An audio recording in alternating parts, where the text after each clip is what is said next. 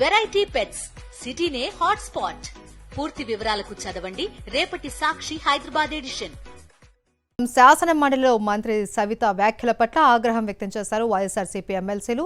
బాధ్యతగా ఉండవలసిన మంత్రులే లబ్ధిదారులను కించపరిచేలా మాట్లాడటం సరికాదు అన్నారు. సమావేశాలు మొదలైనప్పటి నుంచి మంత్రులంతా కులాలు, మతాలు, మహిళలు, ప్రజల మనోభావాలు దెబ్బతినేలా మాట్లాడడం పట్ల మండిపడ్డారు. ఇలాంటి వ్యాఖ్యలు మానుకోకపోతే ప్రజలు తగిన బుద్ధి చెబుతారు అన్నారు వైఎస్ఆర్సీపీ ఎమ్మెల్సీలు. సంక్షేమ శాఖ మంత్రి గారు చాలా దారుణంగా మాట్లాడడం జరిగింది. దీన్ని మేము తీవ్రంగా ఖండిస్తూ ఉన్నాము. జగన్మోహన్ రెడ్డి గారు ఇచ్చిన డబ్బులు తీసుకోనంట మహిళలు గంజాయి మత్తుకు అలవాటు పడ్డారు అని చాలా దారుణమైన వ్యాఖ్యలు చేశారు. నిజంగా ఒక మహిళ అయ్యుండి ఇలాంటి వ్యాఖ్యలు చేయడం నిజంగా సిగ్గుచేటు.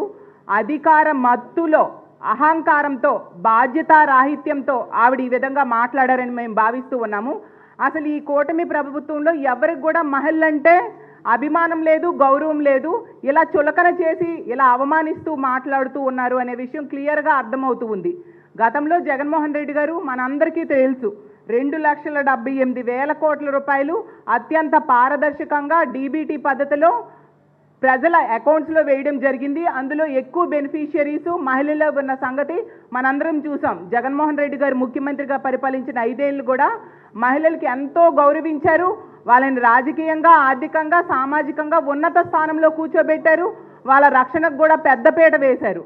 అసలు మహిళలకి ఎన్ని రకాలుగా ఉపయోగం చేయాలో అన్ని రకాలుగా ఉపయోగాలు జగన్మోహన్ రెడ్డి గారు చేసిన విషయం మనందరం చూసాం.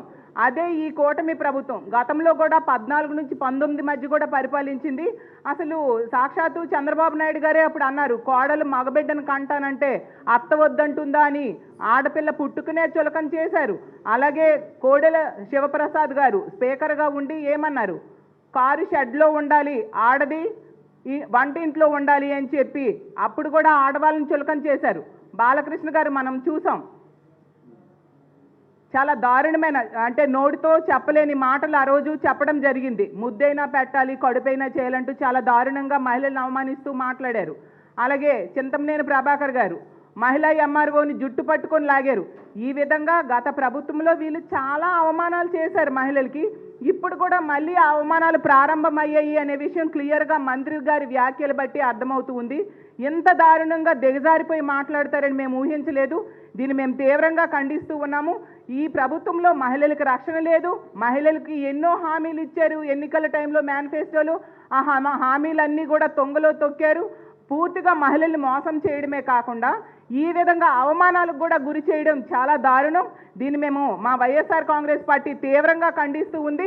ఖచ్చితంగా ఈ ఆంధ్రప్రదేశ్ రాష్ట్రంలో ఉన్న 2.5 కోట్ల మంది మహిళలకి మంత్రి గారు క్షమాపణ చెప్పాలని మేము డిమాండ్ చేస్తూ సెలవు తీసుకుంటున్నాను.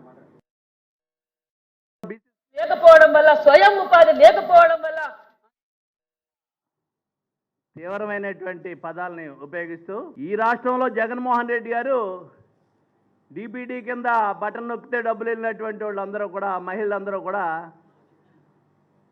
గంజాయి మత్తుకు అలవాటు పడిపోయేదనేటువంటి దుర్మార్గమైనటువంటి పదాలు ఒక మహిళా సోదరి మందిగా ఆవిడ మాట్లాడటం అనేటువంటిది తీవ్రంగా మేము ఖండిస్తున్నాం.